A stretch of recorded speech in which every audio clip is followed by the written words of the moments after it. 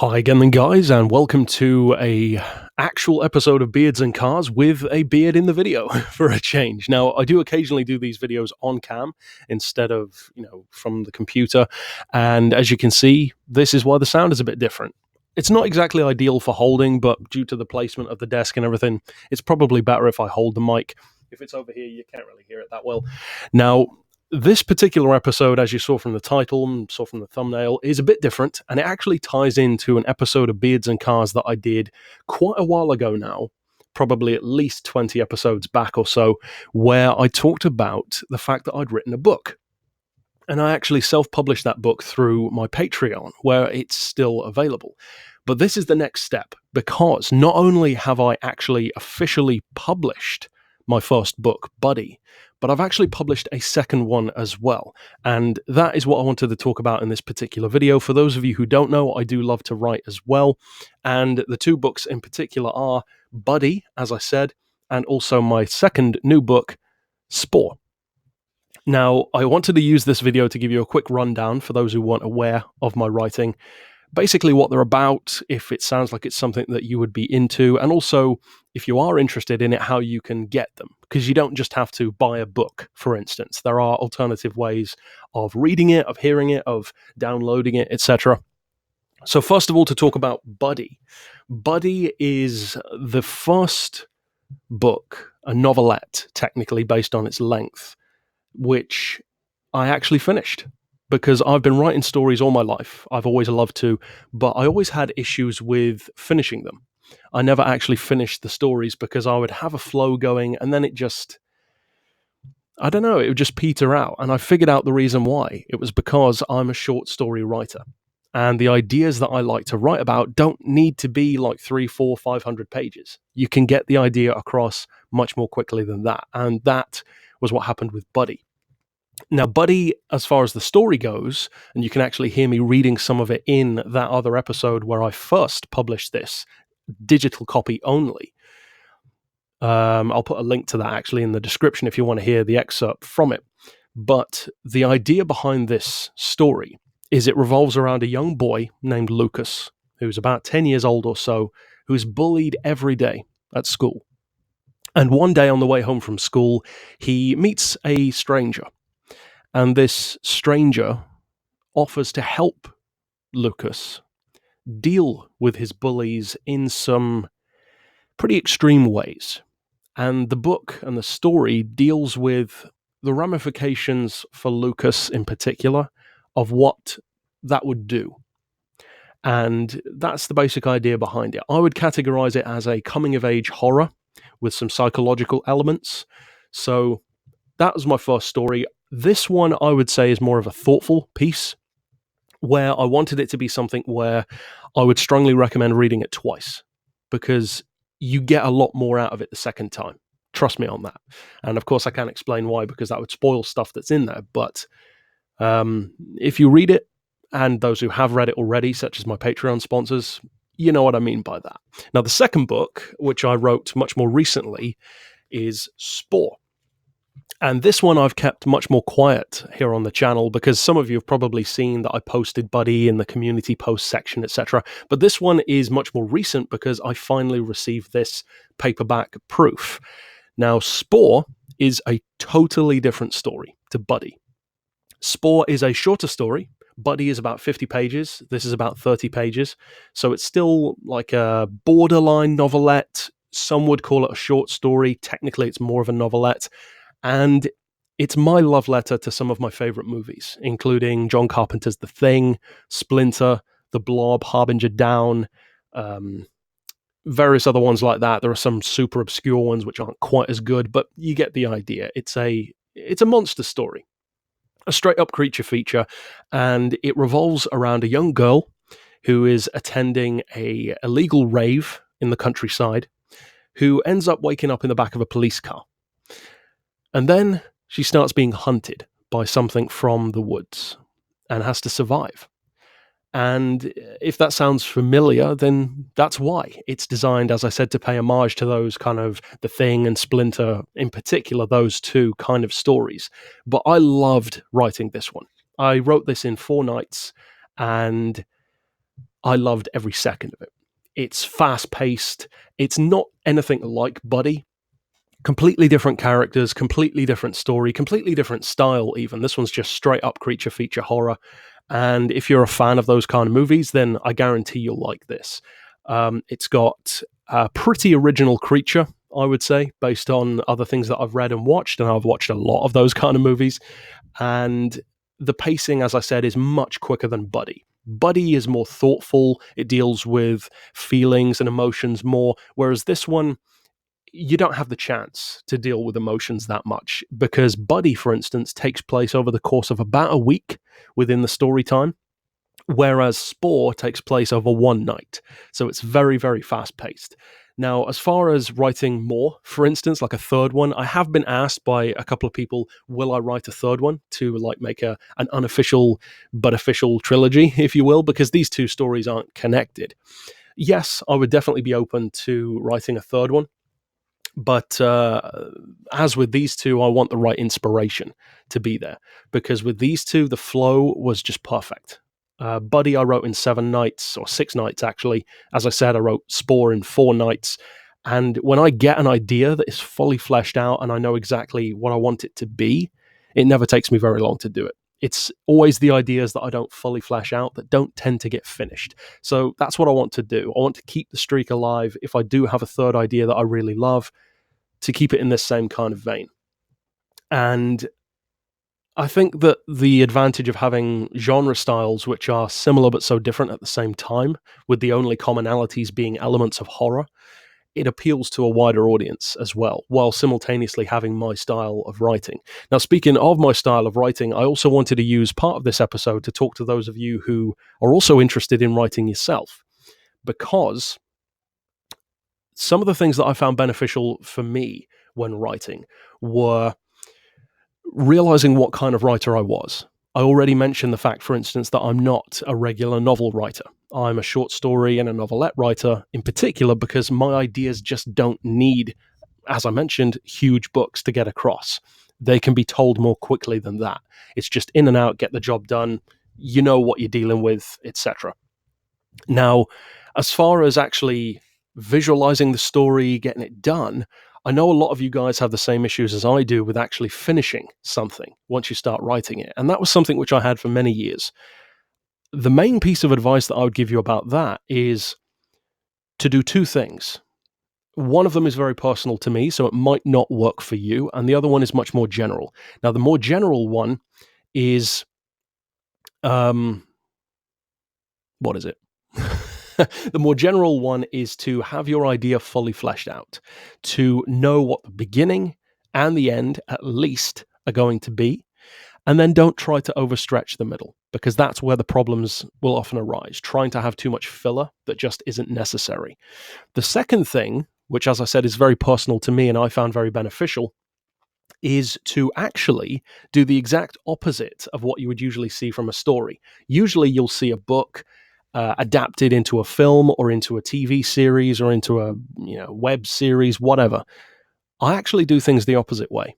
I like to imagine my stories as movies first, and then if it looks good in my mind, if it would actually work as a movie, then I write it.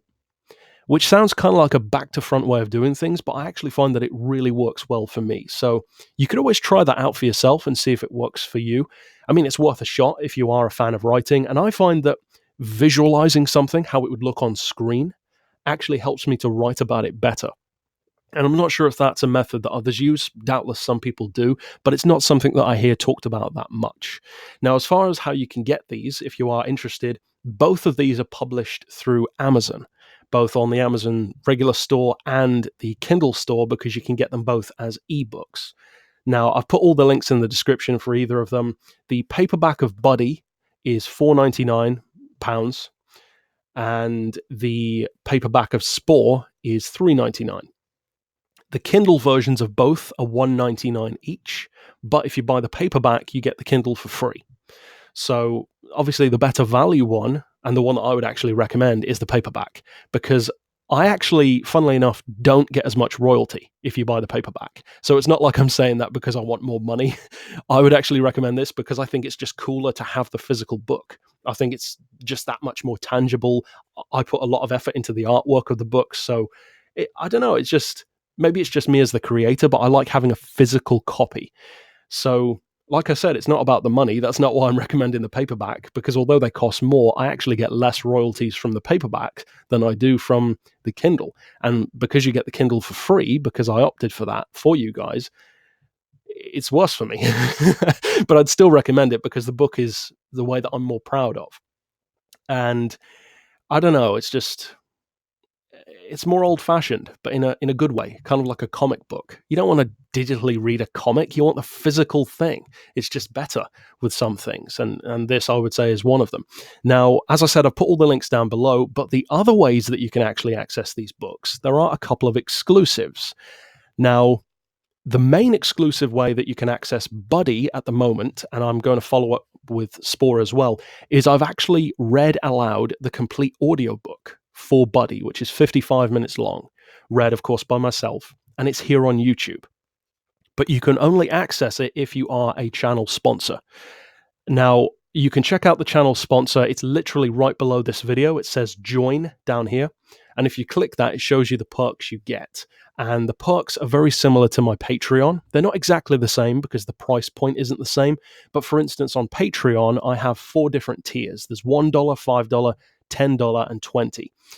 And the perks associated with the channel are exactly the same as the $5 on Patreon. So technically speaking, it is a little bit different because it's pounds instead of dollars, but instead of rounding around and all that, I've just had it as that level.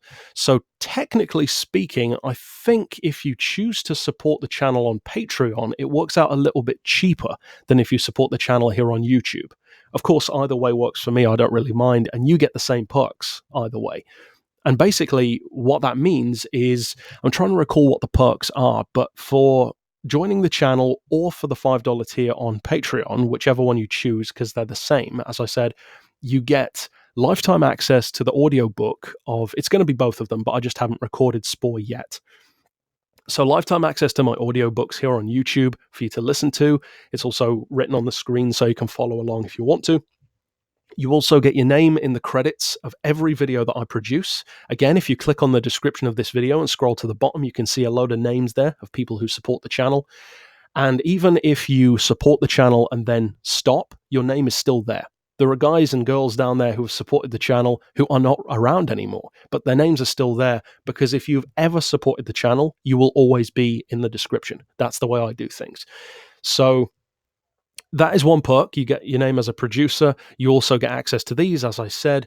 You actually get a digital copy in your email as well as a PDF, so you can just read it if you want to instead of listening to it. And what was the other perk?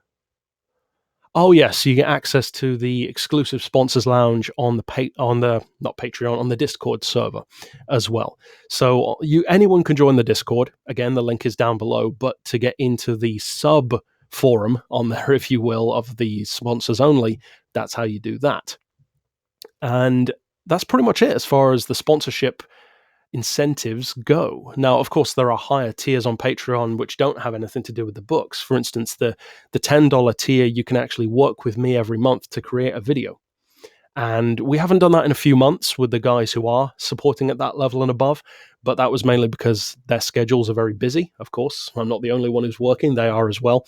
But yeah, that's what you get for the $10. And then the $20, which is the VIP tier, you get the digital copy of both books, you get access to both of the audio books, you get your name in the credits, you get the sponsors Discord lounge, you get a free HSG t-shirt from either TeePublic or Teespring.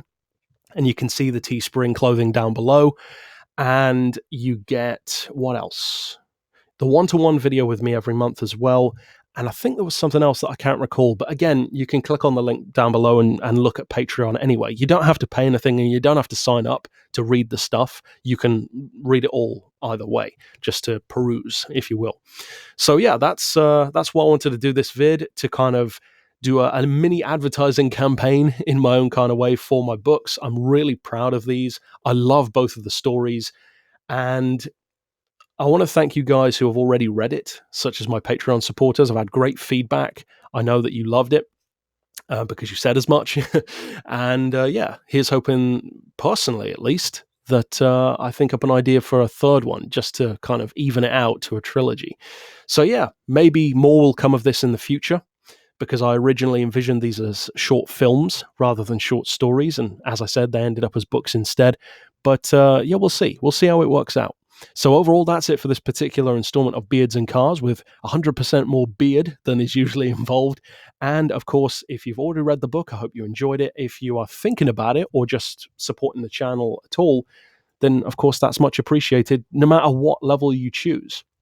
Because even people who support at the $1 tier, it makes a difference. Because as I've said here on the channel, I've never tried to make viral videos. That's never what I've tried to do, because viral videos do not a YouTuber make.